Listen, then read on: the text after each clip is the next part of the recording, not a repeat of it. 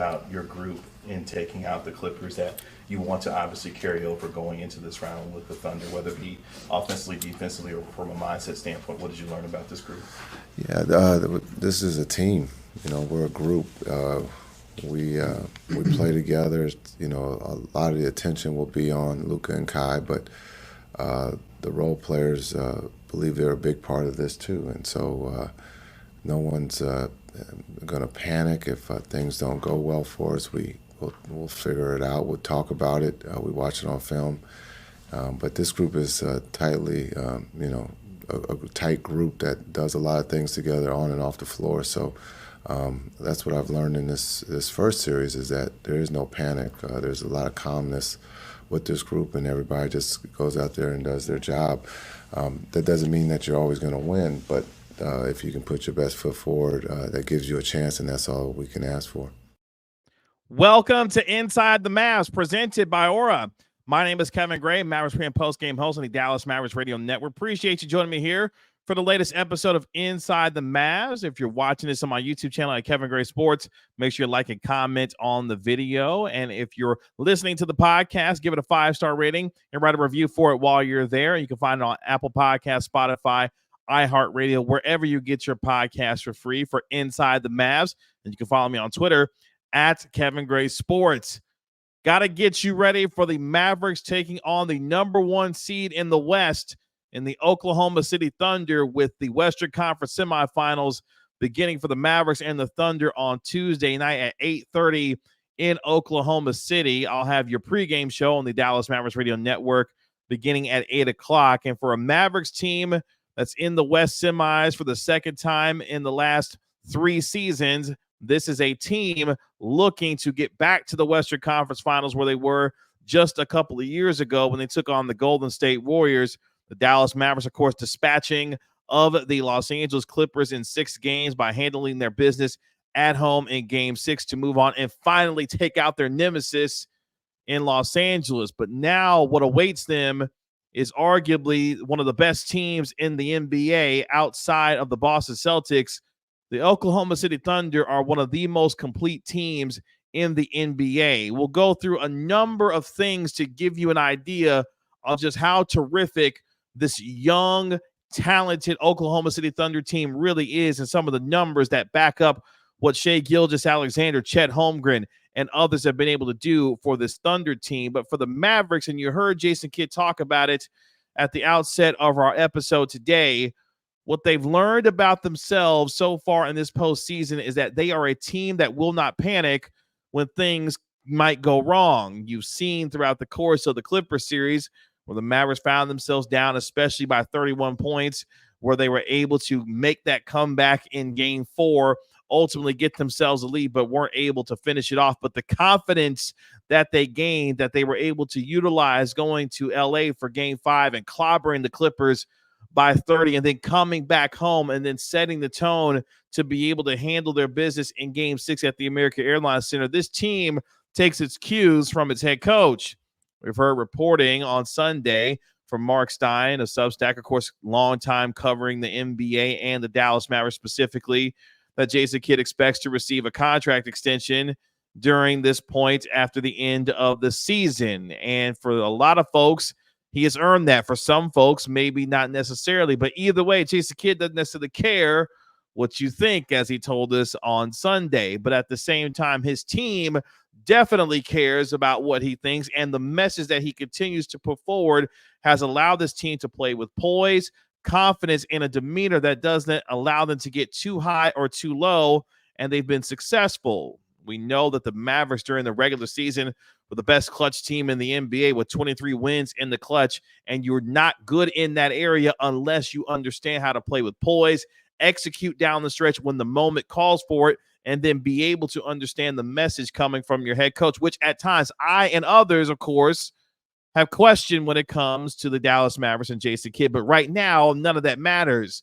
It's what matters is that team is continuing to play well, and it takes its cues from his head coach. That will be tested severely in this series against the Oklahoma City Thunder, where they have the reigning NBA Coach of the Year in Mark Daigneault, a guy who has made his way up through the coaching ranks and is now coaching one of the best teams in the NBA, led by an MVP candidate in Shai Gilgeous-Alexander, who is terrific this season for the Oklahoma City Thunder. 51 games of at least 30-plus points this year, a guy that was number 3 in the NBA in scoring just behind Luka and Giannis. SGA was number 2 in steals as well, doing it on both ends of the floor, and he will obviously be the focal point for the Mavericks to have to be able to defend. But when you look at what Dallas has done so far this season against SGA, they've done a pretty decent job against them. In fact, in their first matchup, that you can remember when the Mavericks overcame and had a 30-0 run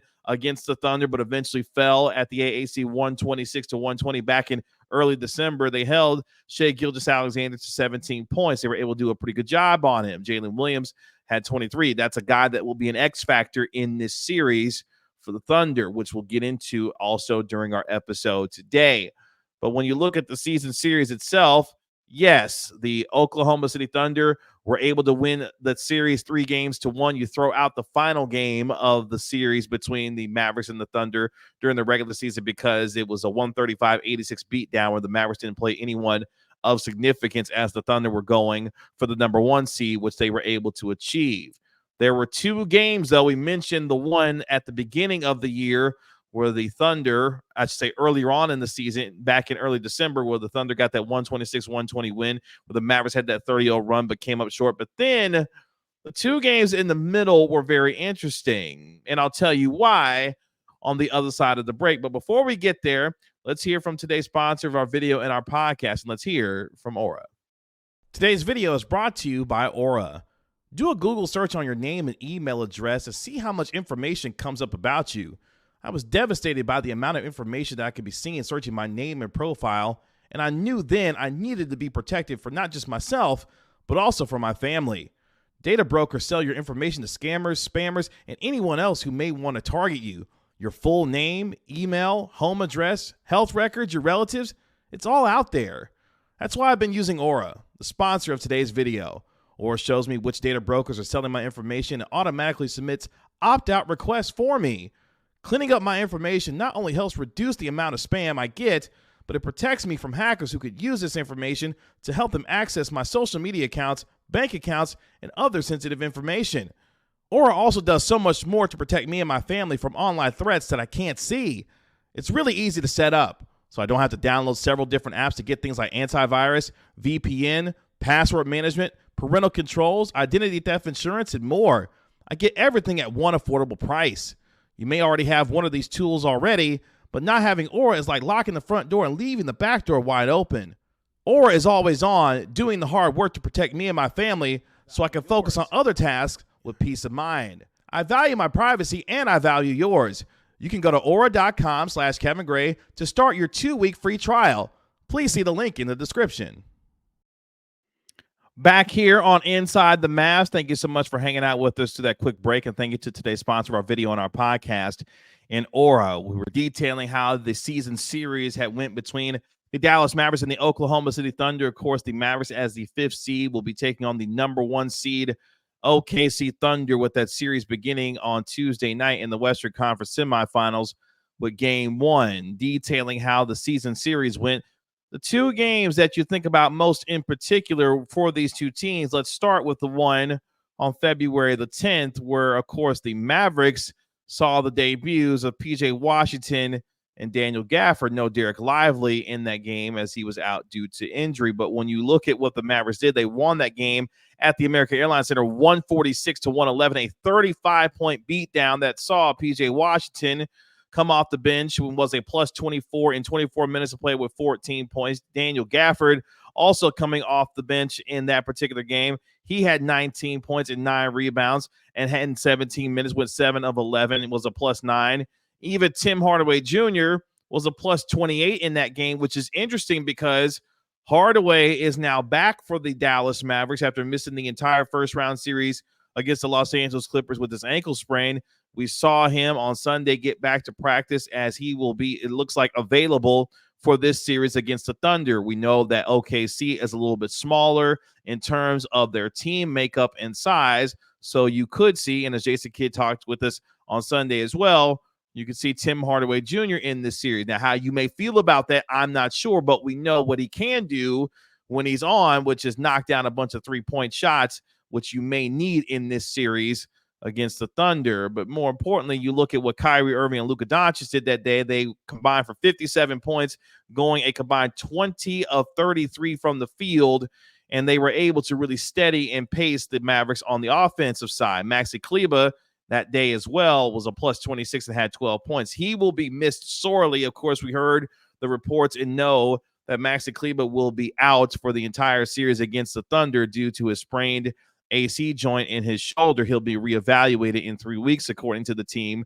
So his versatility and his ability to knock down shots from the outside is going to be severely missed in this series. He was just really starting to come on in the series against the Los Angeles Clippers, and remember what he did in that pivotal Game 5 by having those 12 points in the second quarter, where the Mavericks were able to open up a lead there and really be able to get themselves in position to win Game 6 at the AAC. So Maxi's going to be missed, but what you saw that day was the ability for the Mavericks to utilize the vertical game, whether it be pick and roll situation with Daniel Gafford, obviously with PJ Washington being able to provide athleticism and defense for the Mavericks. That gave you an idea that the physicality and the size that the Mavericks do have can match up. And if they can utilize that size, they should be able to dominate, especially a team in the Oklahoma City Thunder who during the regular season was a team that was the second worst offensive rebounding team in the NBA, only getting 8.8 offensive rebounds per contest, which means for Daniel Gafford and particularly Derek Lively II, they should have their way on the offensive glass to really put pressure and get to second chance points and opportunities to be able to get some easy buckets against the Thunder. We had a chance to talk with Derek Lively II on Sunday, and I asked him what his relationship is like with both Tyson Chandler and Sean Sweeney, who we see constantly working with Lively, and how he has been helped by them to be able to not only play well during the regular season, but also so far in this postseason. I loved his answer here. Take a listen to Derek Lively II, what he told me about his relationship with both Sean Sweeney and player development coach Tyson Chandler. Can you talk about your relationship with Tyson Chandler and Sean Sweeney? We see the two of them working with you day by day. How has that relationship developed and what you've gotten from them? I almost talk to those two daily, if not daily. Being able to know that, when I went home, usually it was my mom to talk basketball too. And, that was, at this point, I can't do that anymore. So I find myself talking to Sweeney and Tyson Chandler even more, texting them about a clip or how I should guard this specific screen, how I should guard this specific post move, what positioning should I be in this time. And it's just trying to figure out how I can learn as much as possible in this high-intensity environment. Tyson's been in this, and Tyson's probably he has more excitement out there than anyone on the floor. That's crazy because I'm 20, and he has more excitement than me. So just being able to have someone like that there just makes me feel more confident and just makes me just want to learn much more faster. So obviously Lively's relationship with Tyson Chandler and Sean Sweeney paramount, not just for what he is learning from them on the floor, but how they were helping him off the floor as well with the unfortunate passing of his mother here recently. And for Lively, he's going to be called upon big time in this series alongside Daniel Gafford. And for this team, they will need to dominate on the glass, particularly on the offensive glass, to be able to make things easy for them to be able to get some buckets that allows him to stay in games against the Oklahoma City Thunder, a team in the Thunder that during the regular season was number 12 in defensive rebounding this year. The Mavericks can more than hold their own with their size with Gafford and Lively. You may see some minutes for Dwight Powell, maybe Markieff Morris as well, because at times the Mavericks will need to go small in order to keep up with the pace of the Oklahoma City Thunder. And when you look at how this season series went, we detailed how in the 126-120 loss that the Mavericks had at the American Airlines Center back in early December, the Mavericks didn't have Kyrie Irving that night. When they won by 35, they had both Luka and Kyrie when they beat them back in mid-February. You go to March 14th when they lost 126-119. The Mavericks had Kyrie Irving that night, but they didn't have Luka Dončić. My point being that when the two of them are on the floor together and when they did play with each other against the Thunder, you saw the recipe for success that they were able to have. Kyrie Irving in that game back in mid-March had 36 points and was able to really keep the Mavericks in that game without Luka Dončić, but Jalen Williams continued to play well for the Oklahoma City Thunder. And that is the thing for me that I'm going to be looking at. And again, we throw out that final game of the regular season between the Mavericks and the Thunder because it didn't matter for either one of those teams, particularly for the Mavericks as they were locked into their 4 or 5 seed. So if you're going to look at any of these games in the 4-game regular season series that the Mavericks had with the Thunder, you'll look at the one that they had in mid-February after the trade deadline, and then, of course, the one in mid-March where the Mavericks were able to keep themselves in the game with Kyrie Irving leading the charge. That day, he had 36 points and 12 assists in the 38 minutes that he played. Shai Gilgeous-Alexander had his best game against the Dallas Mavericks with the 31 points that he had, going 9 of 16 from the field. But that's where it all starts for OKC with Shai Gilgeous-Alexander, Chet Holmgren, and for me, the X factor when it comes to Jalen Williams. When you look at Williams so far in this postseason for them, averaging 21 points per game during the Pelicans series, and he is really a guy that can do it on both ends of the floor, can get to the basket, be able to hit in the mid-range, and can do a lot of things from a versatility standpoint on the offensive end that's really can give the Mavericks some problems. So again, when you're looking at the defense, whether it be Derrick Jones Jr., PJ Washington, the defensive assignments that they're going to have when it comes to Shai Gilgeous-Alexander, obviously with Jalen Williams, are going to be huge in this series about how they get after them with their length and athleticism. You saw how well Derrick Jones Jr. did against Paul George and James Harden, blocking multiple three-point shots by Harden and by George, really utilizing his quickness, his length, athleticism to really bother those shooters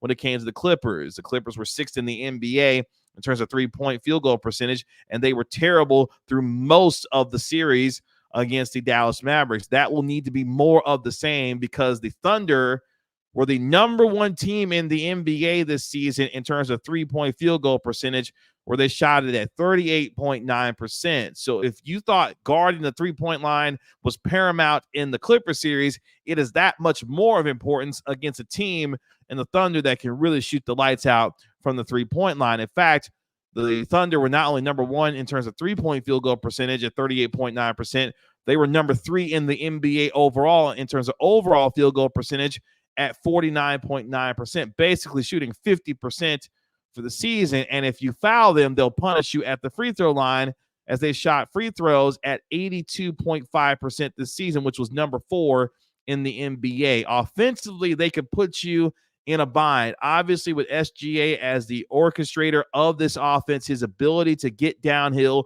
to be able to finish at the rim, but also to be able to get other guys involved as well. Shai Gilgeous-Alexander is going to be the guy that you obviously are going to focus on as an MVP candidate in this series. And one of the things that will be talked about quite a bit in this 7-game series between the Mavericks and the Thunder, obviously the star power that you have with Luka Dončić and SGA. Who can get the better of that matchup? Both of them will be first-team All-NBA selections once again for the second year in a row. It will be for SGA, and for Luka Dončić, an absurd 5th year in a row it will be for him as a first-team All-NBA selection. But we can't get caught up in just the star power matchup between those two, because as good as the Mavericks have been so far in this postseason and what they were during the end of the season, regular season stretch, where in their most important games they went 16-2, had the number 1 defense in the NBA, the Thunder have been extremely consistent on both ends of the floor. And when you look at not only Shai Gilgeous-Alexander, Chet Holmgren, who was number 5 in the NBA in blocks this year, this is a deep, talented Thunder team that can defend like crazy, a team that, when you look at the defensive rating, was number 4 in the NBA in defensive rating at 111. They were number 3 in the NBA in offensive rating at 118.3, which gave them the number 2 overall net rating at a plus 7.3. So they can do it on both ends of the floor, and they put pressure on you constantly with the depth of their roster. That will be tested for the Mavericks in terms of their rotation. That's why the return of Tim Hardaway Jr. is going to be important, even with the loss of Maxi Kleber, because it gives you yet another body, especially on the offensive end. But one thing the Mavericks will have to do in this series is they will have to protect the basketball. You look at what the Thunder do from a defensive standpoint. They were number 1 in the NBA in steals per game at 8.5 steals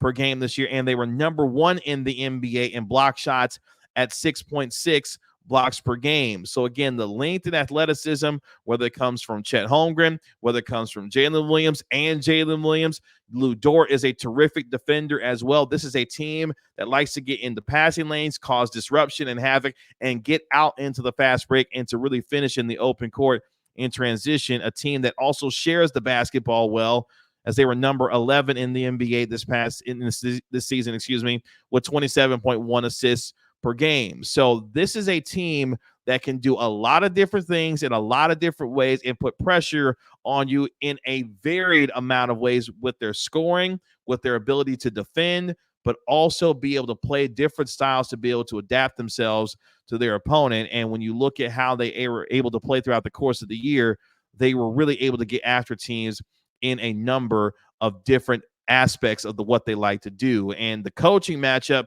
between Mark Daigneault and Jason Kidd is going to be under a microscope because of how well and how disciplined the Thunder are able to play and how well they've played throughout the course of the year. A model of consistency in what they were able to do. And people will point to the idea that this is a young team that may have some inexperience, but what you saw against the New Orleans Pelicans was a young, focused, talented team that knew that they were the better squad and took it to the Pelicans throughout the course of that 4-game series. And I don't understand, there were people jumping in on my timeline on Twitter talking about the idea that, the Mavericks could win this series in 5 games and maybe some of that could happen. I don't necessarily believe that. The Thunder are an extremely talented group that should not be taken lightly just because of their youth. This is a team that is well coached and knows how to play with poise and execution, and they've shown that throughout the course of the year. The numbers that we've gone through to give you an idea of just how well they play as an offensive juggernaut will test this Mavericks defense severely, which means for guys like Derek Lively II, who we heard from earlier, his defense on Chet Holmgren is going to be paramount. Daniel Gafford the same way. Their abilities to defend in space, because Chet Holmgren can stretch you from the three-point line and knock down threes from downtown. So you're going to have to be disciplined with your defense, move your feet, but have to defend without fouling. And if the availability of Daniel Gafford and Derek Lively is going to be there, this Mavericks team can punish the Oklahoma City Thunder, I believe, on the inside. We detailed a little bit earlier in terms of how poor an offensive rebounding team the Thunder are. If the Mavericks can find themselves taking advantage of second chance opportunities, they will have a really good shot of winning this series. And one of the things that will have to improve as well for the Mavericks is their three-point shooting, particularly from Luka Dončić. We saw during the Clipper series shooting under 30% from downtown. We know that Luka throughout the course of the year was shooting the three ball at a 38% clip on volume and over 10 threes per game. This team has got to get back to knocking down three-pointers, and the Thunder are a team that will allow you to shoot corner threes. They 12.8% of the total shots that the Thunder allow to their opponents are on corner threes. That is the most in the NBA, which should bode well for the Mavericks because they made more corner threes than anyone in the league this year. So for PJ Washington, Derrick Jones Jr., the returning Tim Hardaway Jr., they're going to have to make the Thunder pay for allowing them to have those open corner threes. And if they're going to do that, that's just another pressure point that the Thunder will have to deal with in terms of this Mavericks offense. Because if they can get back to respectability from the three-point line, that just adds another element to this offense for the Mavericks to be able to exploit against a really good Thunder defense. But it's going to have to start, for me, in the middle. Yes, Luka Dončić and Kyrie Irving are always going to be the focal points on offense with their abilities to create for themselves and for teammates, but it's going to have to start in the middle with their ability to use their physicality and size and to adapt to how the officials will deal with them in this series. We saw during the second half of the year in the NBA a lot more physicality be allowed in games. There will be some of that hopefully allowed in this series as well, because when the Mavericks have been able to utilize their size, their strength, and their physicality, they are a much different team, especially on the defensive end. And the defense that they played against the Los Angeles Clippers, led by Kyrie Irving, Luka Dončić as well. We saw the best defensive game that we've ever seen from him in Game 2 of that Clippers series. that defensive intensity will have to stay with them during this Thunder series, because they will put pressure on them in a number of ways to test whether or not this defense that we saw against the Clippers can continue to sustain itself in this series against the Oklahoma City Thunder. But you will see at times PJ Washington, you will see at times Derrick Jones Jr., Kyrie Irving at times may take turns on Shai Gilgeous-Alexander to throw different looks at him to be able to try to create some confusion. But you've got to be able to execute and protect the rim because of their ability to get in the paint, because Shai Gilgeous-Alexander is one of the best in the NBA at finishing at the rim. So if he's going to come into the paint, you've got to be able to make him pay for coming inside and dealing with the tall trees that are Derek Lively II and Daniel Gafford. And more importantly, you've got to be able to protect the rim to be able to not only finish possessions with defensive rebounds and then be able to push in transition for this Mavericks team to really be able to take advantage of some pace, where we know the Mavericks throughout the course of the year was a top 10 pace team. They're going to miss Maxi Kleber in the middle. We talked about his versatility in terms of what he can do from the three-point line. They're also going to miss him in the middle as well in terms of defending the paint. Opponents only shooting 28% in the paint with Maxi Kleber as a defender there. So again, that just gives you another indication on how much he is going to be missed in terms of the series, in terms of the paint presence that he provides in terms of his defense. So Jason Kidd talking about, look, next man up, and that's what it will have to be in this series for the Mavericks. But they have a terrific shot of beating the Oklahoma City Thunder. The confidence that they gained with that 35-point win when they were healthy for the most part. Again, Derek Lively II missed that game, but you saw how effective Daniel Gafford and PJ Washington were, and with the orchestrating of the offense by Luka Dončić and Kyrie Irving, I expect Luka to be much better from the three-point line in this series against OKC. He will have a few days off between, obviously, the end of the Clippers series and game one on Tuesday against the Thunder to continue to get that sprained right knee right in order to be able to handle what will be a very good Oklahoma City Thunder team waiting for them, having had 10 days off by the time they play game one on Tuesday. But if you're looking for keys and X factors in this series from the Mavericks, it's going to have to be better from the three-point line in terms of especially Luka Dončić, your ability to defend the paint on the defensive end and be able to close out possessions with defensive rebounding. And then on the offensive end, take advantage of your size by being able to punish the Thunder on the offensive glass with Derek Lively and Daniel Gafford. And as long as they are available and staying out of foul trouble, they should have a really good opportunity to be able to do that. And if you are Dallas, you're looking at obviously trying to slow down Shai Gilgeous-Alexander on the defensive end. But when you look at the Thunder and what they present, we mentioned SGA, Chet Holmgren, Jalen Williams, obviously Lou Dort, who's going to be a terrific defender. His primary assignment going to be handling up on Luka Dončić. Josh Giddey, who's played well at times through the year, not necessarily great in terms of what he's been in terms of the consistency, especially from the outside, because the Mavericks, if I'm them, I'm going to leave Giddey open for those threes. And if he's hitting some of them, you tip your cap to him. But I'm not bothered by the idea of Josh Giddey knocking down shots consistently from the outside. My concern is the Oklahoma City Thunder getting downhill and being able to finish at the rim, because their abilities to be able to punish you at the free throw line, like we mentioned earlier, a team that's number 4 in the NBA in terms of free throw percentage at 82.5%. But if you can guard without fouling, you can contain yourself in the paint in terms of defending the paint the way that the Mavericks are capable of, you're going to give yourself plenty of opportunities to be able to win. And the Mavericks are confident in terms of their ability to win on the road. They were able to win in game 2 on the road against the Los Angeles Clippers. They were able to do it again in terms of game 5 on the road when they needed to have a game there. This is a team that's very comfortable no matter where they're playing to be able to handle their business. And it's going to be obviously a raucous crowd in OKC, but for the Mavericks, they have the experience factor. Yes, even with OKC having won a playoff series, Luka Dončić has been to a Western Conference Finals. Obviously, Kyrie Irving has won an NBA championship. There are plenty of players on this team who have had the experience of being able to be in this moment.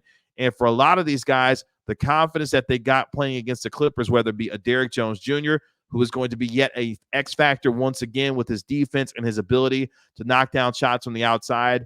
Derrick Jones Jr., of course, had 4 straight games at one point in the Clippers series of double digits against Los Angeles. And again, that's predicated on his defense being the number one aspect for him, but also taking advantage of opportunities to finish in transition, but also knocking down corner threes, which we know that he's capable of. And for PJ Washington, it's going to be about more of the same. Taking the primary defensive assignment, being able to handle himself on the defensive end, but again, making the Oklahoma City Thunder defenders pay by knocking down open three-point shots that he's going to get throughout the course of this series. And the Mavericks bench are going to have to continue to play well as well. When you're thinking about a Josh Green who played well at times against the Clippers. And for me, Dante Exum, I expect to bounce back in this series as well. Derek Lively is going to do his thing at the center position coming off the bench. But for me, Dante Exum has got to be much better in this series. He struggled against the Clippers, whether it be from the outside, really not being able to be much effective on either end of the floor. We've got to see the Dante Exum that we saw during the regular season, who is knocking down important three-pointers, defending at a high level as well. He is going to have to be much, much better in the series against the Thunder to give the Mavericks a legitimate chance to win against OKC. But there's a lot of things that will begin to play themselves out when you look at how good both of these teams are and what they present from a roster standpoint. You know what the Mavericks have been able to do since the trade deadline with the acquisitions of PJ Washington and Daniel Gafford. And for the Thunder, a team that is led by their two stars with SGA and obviously with Chet Holmgren as well, a team that has a lot of guys that can play. I don't want to be remiss in not mentioning guys like Isaiah Joe, who can play as well. Shooting guard, 6'3", can play and put the ball on the floor and shoot a little bit for the Thunder as well. They've got a lot of guys with a lot of talent that can be able to make things difficult for the Mavericks. But I'm picking the Mavericks to win this series. I said on Kevin Gray Sports on Twitter that I'm very comfortable picking the Mavericks in this series. I picked them to beat the Clippers in 7 games. They were able to handle it in 6. I'm picking the Mavericks to win this series in 7 games, and they may be able to do it in 6. I feel comfortable with their ability to go on the road to handle difficult environments. I'm comfortable with the idea that the Mavericks have the best player on the floor in this series in Luka Dončić, and they have, I think, the best number 2 player in this series as well in terms of Kyrie Irving. And then that's not a homer take when you're thinking about the series between the Thunder and the Mavericks. The question will be, can the Mavericks withstand what the Thunder are able to do in terms of getting downhill and how they contain SGA, and whether or not these role players, when you're thinking about PJ Washington,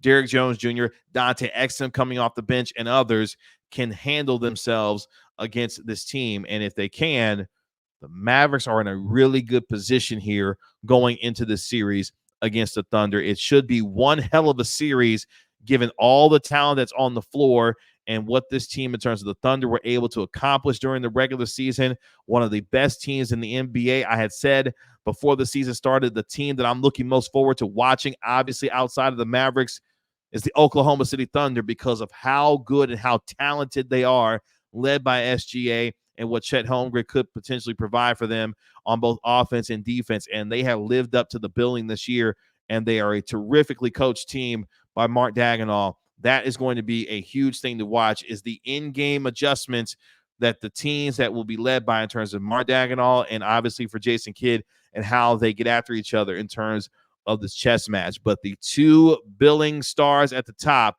Luka Dončić, Shai Gilgeous-Alexander, 2 of the 3 MVP candidates in the final MVP ballot this year, with the MVP being announced a little bit later on this week. Nikola Jokic, obviously the heavy favorite to win his 3rd MVP in the last 4 years. But these 2 right here in Luka Dončić and SGA will put on a show throughout the course of the series. And that is one thing that, as I leave in this episode today, Luka Dončić loves rising up to the challenge when it comes to playing these types of games against these types of players. And if you don't think Luka Dončić will be fired up to be able to show that competitive drive and fire in this series to prove that he is not only the best player in this series, but also the best player in the world, you got another thing coming. And I think he will be on fire, hopefully as well from the 3-point line in this series. But we'll have plenty more throughout the course as this series gets underway. I'll have my game recaps podcast almost daily when it comes to Inside the Mavs. We'll have our behind enemy